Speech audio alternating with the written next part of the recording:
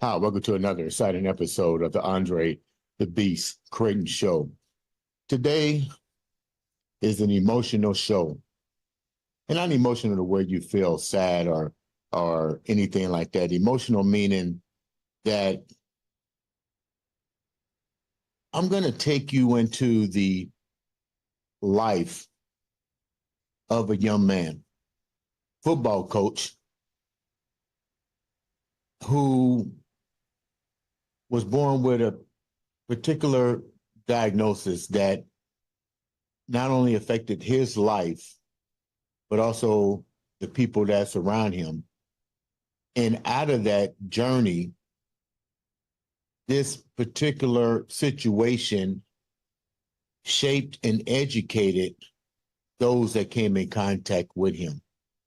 And he's still making moves, staying in that beast mindset today, all the way from Geneva, New York, not Geneva, Switzerland, Geneva, New York. I'd like to welcome to the show the one, the only Bobby Greco. What's going on, Bobby?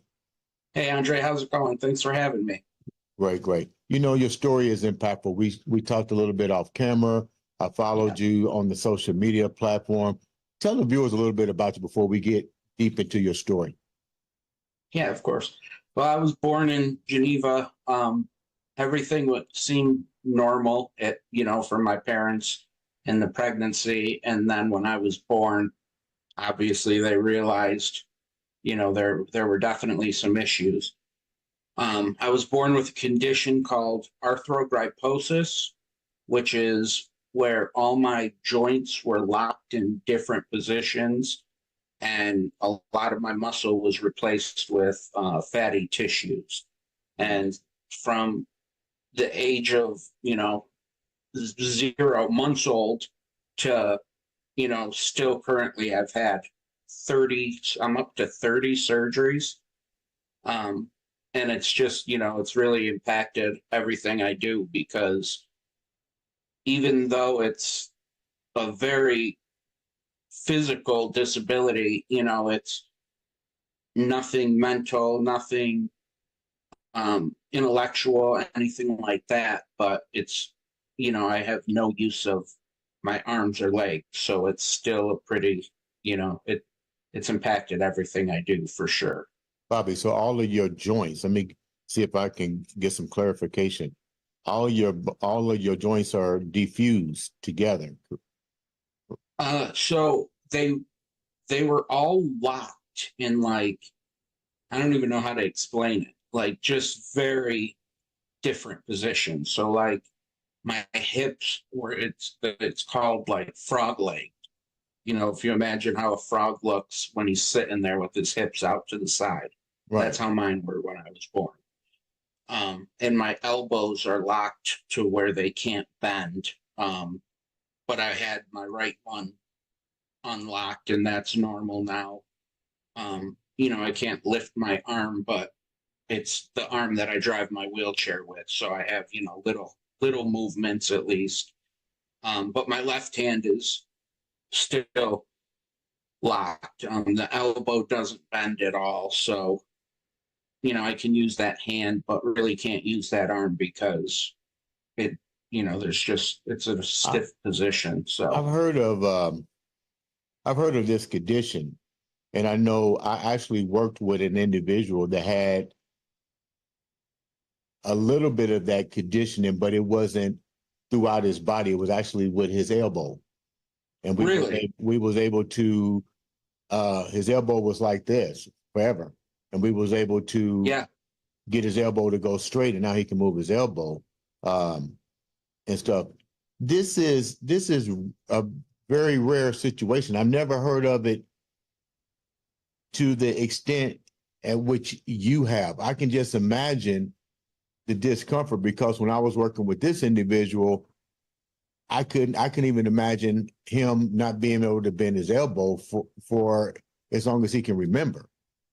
Right. With that said,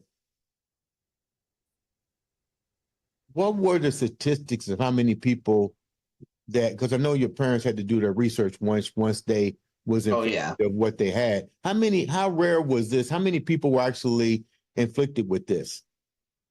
So the number right now is like 1 in 3,000. Right. But when I was born, it was much, much more scarce. Like I remember going to a doctor's appointments when I was young, and it would be like the first time meeting the doctor, and they would see my diagnosis, and they'd be like, "Oh, I've never even heard of that." And these are, Really? specialists who I'm going to at the time. So it was very rare back then. It makes you hey Bobby, it makes you question the word specialist now, don't Yeah, exactly. it? Exactly. Yeah. With that being said, all jokes aside, with that being said, if they didn't know about it, they really had no idea how it even occurred. I would take it. Yeah, no, they have no idea. Like I said, my mom's pregnancy was completely normal. So Right. there was no hint of anything until I was born, and everything changed. You have brothers and sisters, Bobby. Nope, I'm an only child. How They would my parents had me, and my mom decided, I think we need to focus our energy here because it was a rough start. how did it affect your mom and dad now that you're older? You witnessed everything that they had to go through, and more importantly, keeping you uplifted without going into a state of depression when you started to go to school and really socialize with the public. Right. When I was born, it definitely affected them a lot. They of course questioned, was it something they did? How did this happen? We went to all these different doctors trying to figure things out. One doctor even said, because as severe as my diagnosis is, I've actually seen other people who have this who are so much more involved, Right. where they can't even talk. Right. Yeah, so one doctor thought that was going to be me, and even suggested, because this was, 1989, we were still not in the technology realm we are today. Right. So they were kind of like, this might be a case where you need to put him in a home because he's not going to amount to anything, because he's, I'm going to be immobile and unable to talk my whole life. And I know this may sound crazy, but as you hearing this as a child and growing up, because I'm pretty sure you have repetitive surgeries, in and out oh, treatments, yeah. how do you process your life? And let me clarify something. Because you're disabled doesn't mean that you can't have a nice quality of life. Absolutely.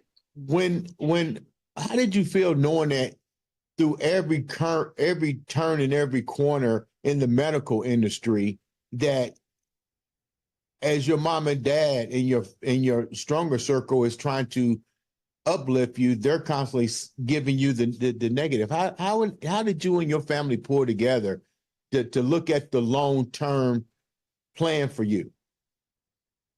Yeah. It's going to sound crazy, but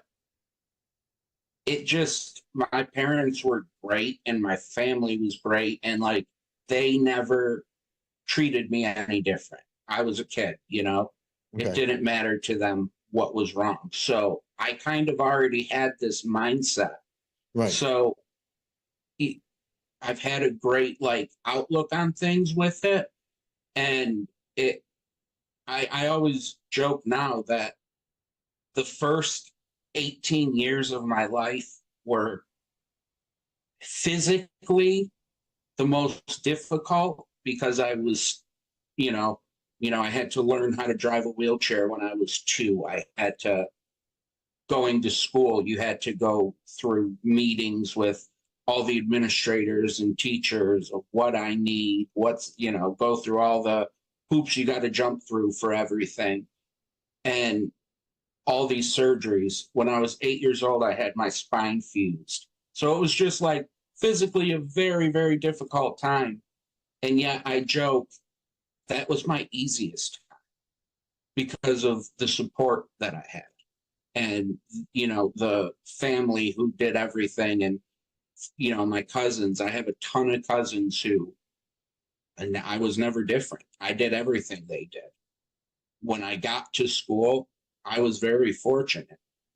I had friends that were the same way. Really? I never really experienced being different. And it was amazing. Like I say this all the time. It was almost counterintuitive to me, because then when I kind of got out on my own later in life, that was the moment I was like, oh wow, I really am disabled. So you never really, with the love and emotional support from your family, you never really thought about being the word disabled. It never really crossed your mind, because you was able to do pretty much what everybody else was doing to some degree. You can go from point A to point B. May not have gotten there as quick as the next person, but you was able to still have somewhat of a great quality of life even for those 18 years. Absolutely. Absolutely. It was absolutely amazing. And even like getting into high school, we'll get into how I coached football since the time I was in 8th grade. So, all my best friends were the football team. Right. And, there was a night in high school where there was a party at this house. Well, there was like 20 steps to get into this house.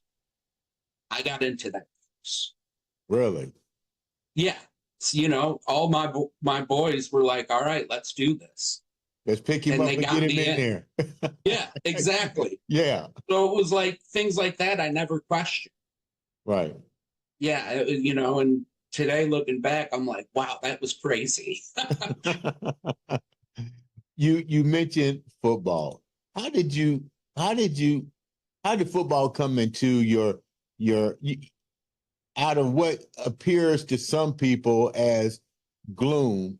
You found a passion in school with football. How did that come about? So since the time I was, 4 years old, probably, I've always been in love with it. I would watch every game. I knew what was going on. It was just, that was my thing. Hold down, Bobby. I gotta ask this. We might as well just clear the fucking air right now. Your favorite team is who? The Dallas Cowboys, right? No. Buffalo Bills. Okay, let me tell you who's coming on the show. Don Beebe is coming on the show. Really? Yeah, he'll be on the show, I think, in about 2 weeks. Yeah. Oh man, that's awesome. I was a Buffalo Bill fan at one time when they had I love the U. It's all about the U for me. I love Jim Kelly. Love Andre Reed. I just don't understand. Those are two of my boys. Yeah, I don't understand how a team with that kind of talent in the AFC could have so many appearances in the Super Bowl. And football. To get to the Super Bowl is cool. I understand you want to win, but even the journey to get there as many times as they did, that had to be that had to be shocking for anybody that's a Buffalo Bills fan.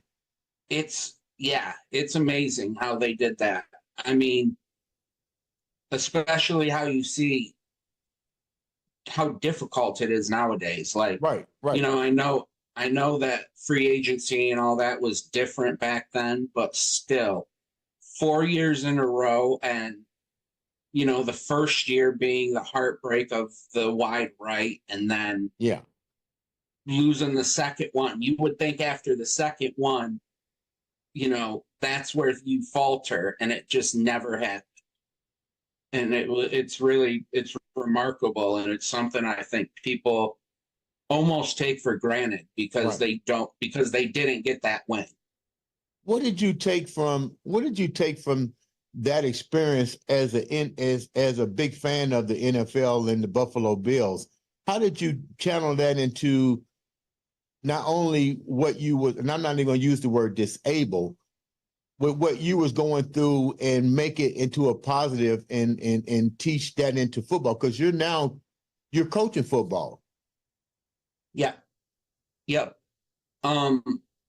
So the Super Bowl years, I was so young, and I don't remember like too much of them.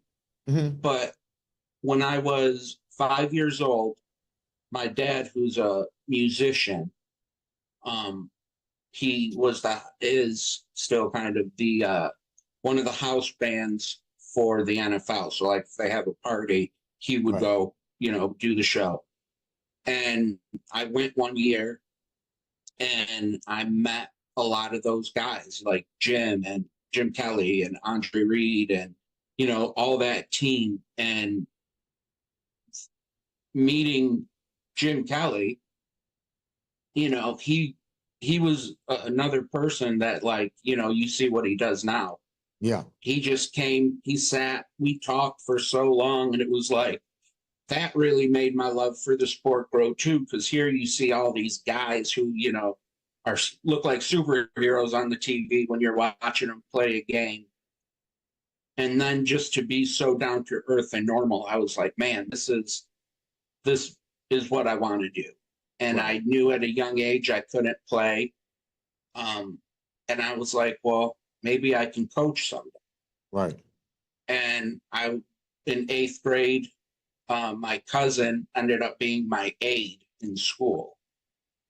And I was very fortunate that he had a good relationship with the high school coach.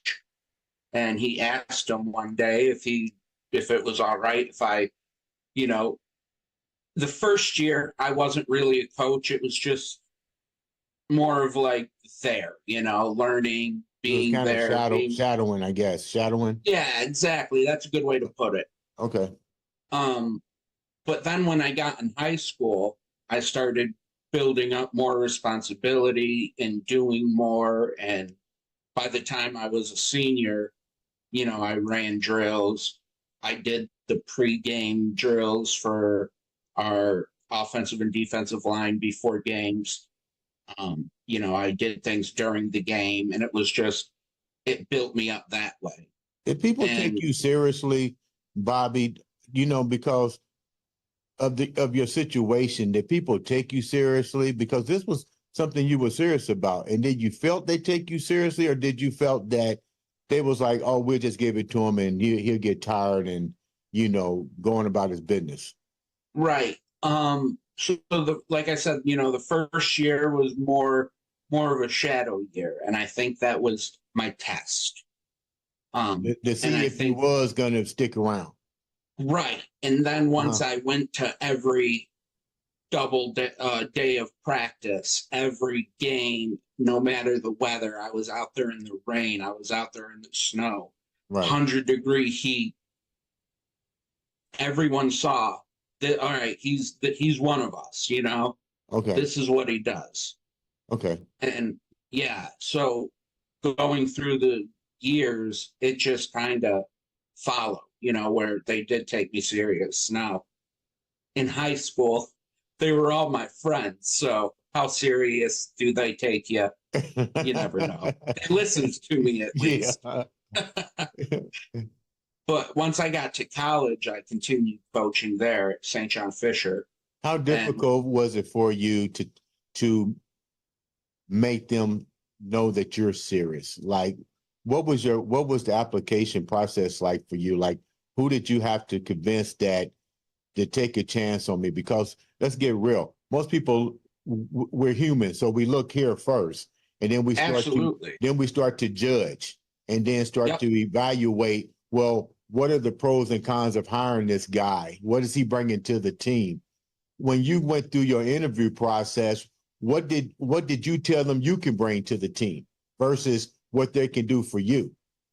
Yeah. So going into college, I actually was very fortunate because the team that, I coached in high school was so good. We went Right. to back-to-back state championships. We won the second one my senior year. So the college that I went to, the coach was at multiple of our games scouting players. Okay. So he already He had a knew you. little, yes, he had a little knowledge of me because he always saw me and, I was always doing things. And so he had a little knowledge. So when I did go to my college visit and talk to him, he wasn't like totally skeptical of like, okay, what's this about? He's seen me. He knows that I do know the game some. So he was very cool with it. He was like, yeah, come right on. What We'll was see the what one you can thing do. that you remember in that interview that really stood out that he asked you? I think he just was, yeah, my college coach, Coach Vosberg at St. John Fisher is just, he's amazing. I mean, he's been there, he's still coaching there. He's been there for over 30 years. And it was never about the disability, really. Okay. His thing was, because of it, though, can I still do football and college? It was always about being able to be the quote unquote student athlete. Okay. And that was his focus on, like, he didn't want to see me falter in school just to coach or vice versa. How did you take And that advice? so at the time I was like, oh, I can absolutely do it, because Mhm. like I said, the first 18 years, even though things were extremely difficult, it was my easiest 18 years. I consider it. So I was very positive and like, oh, this isn't going to be a problem. And the first year it wasn't. I was at like the same. I was at every practice. I did everything. I started coaching right away. And it was difficult because we went from I don't want to say simple, but a more limited playbook in high school to a very good college team at the D3 level. Year I the year before I went there, they were in the Final Four. Mm. Yeah, so it was a lot to learn, getting down a huge playbook now. So I didn't do a ton of coaching my first year, but I did enough to where I started getting responsibilities the next year. Unfortunately, I got a skin condition in my feet. Don't know how. And I ended up having to miss my first semester of my sophomore year. How did that affect your overall journey? It changed everything. It really did. Because I went from my freshman year, I was living in college, and it was, that was very difficult because it was the first time I was away from my home. But I've worked with really great programs that allow me to hire all my aides. Mm-hmm. So I've never had anyone just random. I've been able to hire my best friends, my cousins, family friends, and it's been really good for me. How important is it? How is it? That's really neat. How important is that for you to have had that resource that you're not relying so much on a hospitalization or a care package plan company to come in and just give you random people who really don't know you. They go to work and they do a job, and there's no sense of attachment or emotion there to know who you are. How much of a game changer was that for you to know that resource was available for you? Huge. It's absolutely huge because, it moving into college my first year was extremely difficult for me because it was really the first time I was out of my comfort zone. Right. None of my boys were with me anymore. I had to, I had made friends instantly because of football again, but they didn't know me like my other guys. So, they weren't like, I couldn't depend on, hey, we're going to this party. You guys want to lift me in the house? Right. I didn't have that comfort level. So being able to hire people who I did have that level with was absolutely huge. And Bobby, what was the name of this organization? Is it still around? Is it still available? Is it a worldwide organization? Is it nationwide, or is it just isolated to New York? So the first one that I was in that I got AIDS through after high school was through CDR, the Center for Disability Rights. So it's everywhere, and it's a program they have called the CD Pass program, where you just have to go down, fill out some forms, do an orientation, and you're hired. Like they'll hire you as long as you clear, a background check or whatever else you got to do. So it's been, that one is national. Okay. And then I've worked with other programs that are more local, like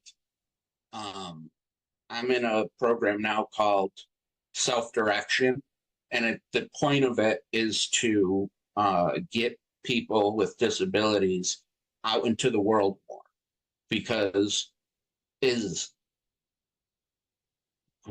I'll say, as great as I had it, I'm very rare.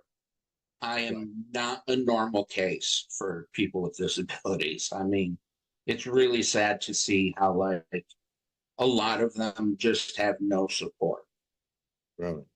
So, being able to have people with me who do have that support is absolutely huge. You mentioned out of your comfort zone. You're not with your boys anymore. Right. You're in college. Were there ever moments at that particular point, now your feet is messed up, and did you just feel like the world was, that you wanted to go back home? How did you come out of that? It was tough. I went back to college like right away, the semester after. But I had more anxiety, we'll say, because I didn't know what really caused what happened. And it was like, now I couldn't sleep in a bed anymore because my feet were so messed up for like, it was a good 6 months. Wow. And I couldn't lay in a bed. And now since then I can't lay down for that long. So, did they find out what it was, eventually find out what it was that you wound up contracting? Yeah, they did, but there was no answer for it. It wasn't something like that came on because of a specific reason, I don't think. Yeah, it was kind of a freak thing. And so when I went back to college, I had that anxiety of what's going to happen. So I ended up moving back home and commuting, and that was, I was a lot more comfortable then because I knew if something like that did happen again, it wasn't going to be a big deal. I was back at home. My mom's a nurse, so she was instantly able to take care of things, help me out there. And, that's one of the things I've been so fortunate about is she decided to be a nurse for a living and then had me. Um, but so I was more comfortable the last couple of years, but the one thing it hurt was I guess social life, because I didn't really go do things after classes. It was like, well, I have somebody working, then they're switching at this time, and I'm just going to go home. I don't want to go out tonight and then have to have my aide drive me home late at night. So it did affect that. And, a couple of I got into my senior year and I knew it was done for me after that because I was just physically and mentally exhausted. Wow. Yeah. So it really affected me. How did you wind up coming out of that? I mean, did your family sit down? Did you share what you was going through with your boys, your parents? How did they get you back, get your mind back to what you was really going after, which is the love of football? Yeah. When my last year in college, Mm-hmm. I had that one connection from when I was 5 years old, and I ended up linking up with Jim Kelly again, and he was like, "Hey, you want to coach at my football camp?" I was like, "Obviously, Yeah, like who's going to turn the yeah, Hall of Famer down? Like, really?" right, Yeah. right." So I started doing that my last year of college, and after school, I didn't have a permanent job coaching. So it was that kept me in it. It's a week-long camp. So that kept me going. And then I did get a coaching job. So I remained in football through that. But unfortunately, I have to give so much credit to Jim because professionally, he's the only person who's been like, yeah, you can coach for me. I've never gotten that professional coaching job. And I don't mean professional as in NFL. I mean, where it's a paid position, I'm your coach. Mm-hmm.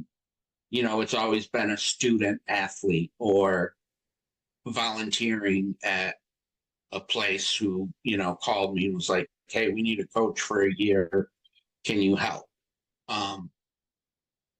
So that, I'm eternally thankful for him for that because it really kept my journey in football going. Do you find that you get, when you're filling out applications on Indeed or trying to network, and it's easy to hear somebody's voice on the phone, but when you tell them what you're going through with the disability and stuff, how often do you find that the conversation begins to be a non-void situation? They're not they're looking at the word disability versus your attributes and what you can physically bring to their organization. Absolutely. Yeah. So it's weird because I did all right. I didn't, like I said, it was hard getting a coaching position. So I changed. I was like, maybe coaching isn't going to work, and I understood that the disability definitely gets in the way because, like you said, you can talk to me, and with the way technology is now, I'm sending in resumes through a LinkedIn or an Indeed, and I'm emailing coaches and emailing people and trying to get in touch with them, not face to face. Right. And that is something that has really gotten in my way, especially in the coaching realm, because you can't see me. So Right. when you're talking to me and I explain, I got this, this, and this, but I can still do it, you're like, all right, maybe, but you don't know.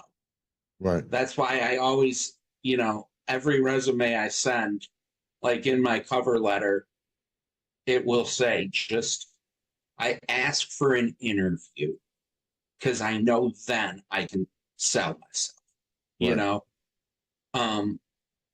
But coaching didn't work out. That's okay. I changed. I became a scout. And that was something that I found out I was kind of natural. Right. And I think it's because of the way I had to coach. I can't do a demonstration for somebody.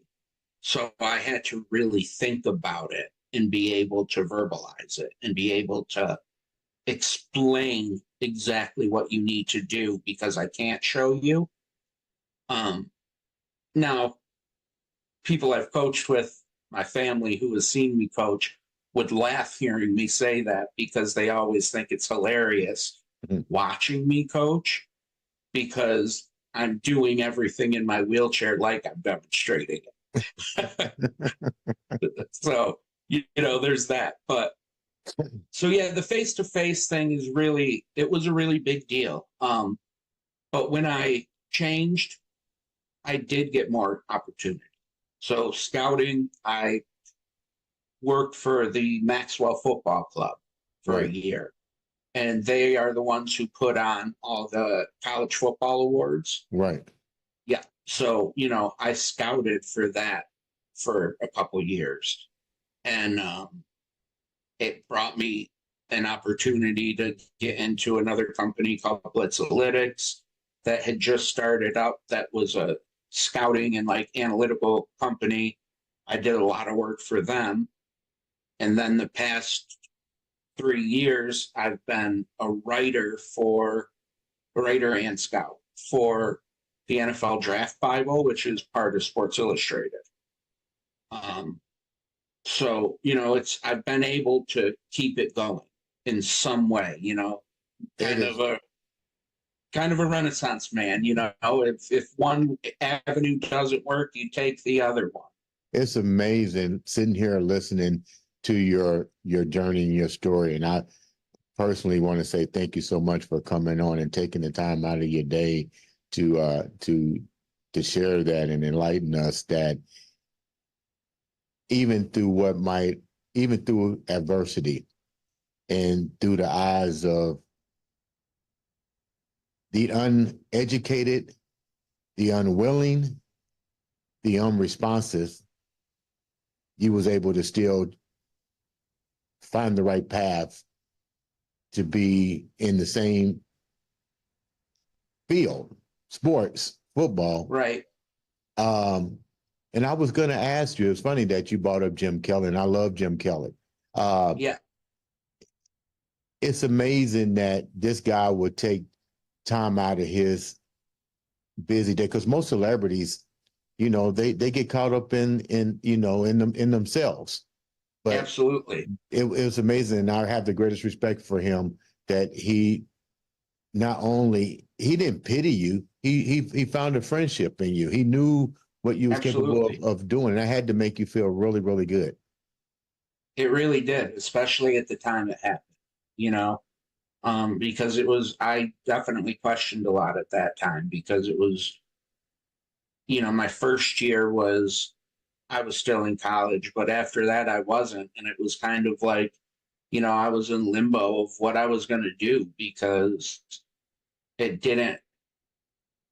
don't want to say it didn't end well in college, but like I was exhausted by the time that I was done because it was just like I've gone so hard the last 6 years trying to complete this or trying to, go through high school, trying to go through college. And it was like, there was just so much of where is this gonna lead me?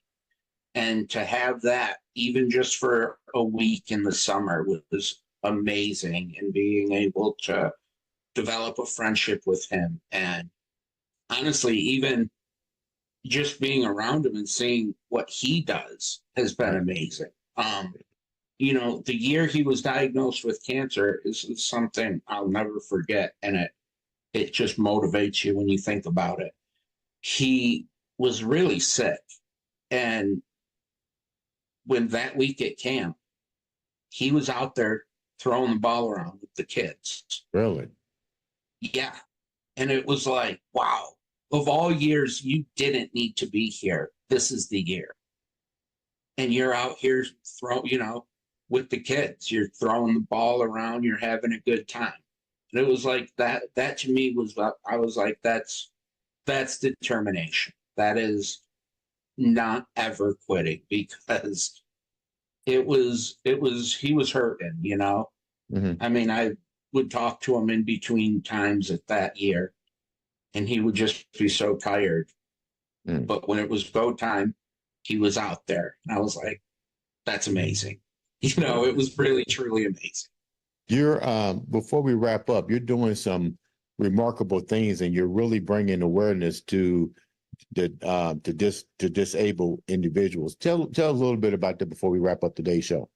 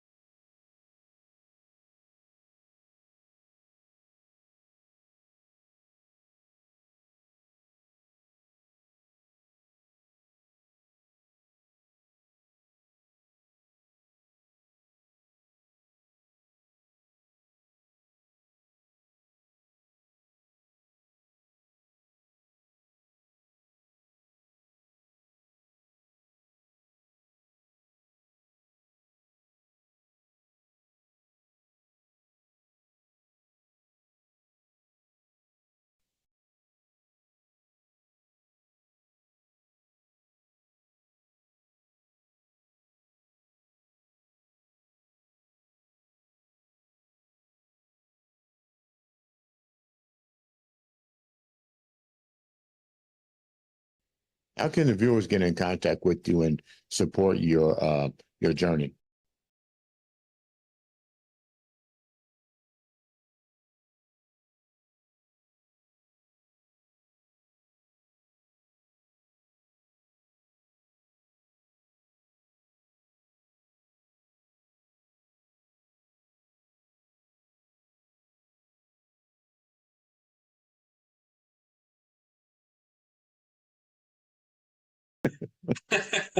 Bobby, thank you so much for coming on the show and sharing your journey. Ladies and gentlemen, please make sure you support his journey. It only takes a few minutes to read a post and see what you can do. Ladies and gentlemen, this has been another exciting episode of the Andre the Beast Crayton Show.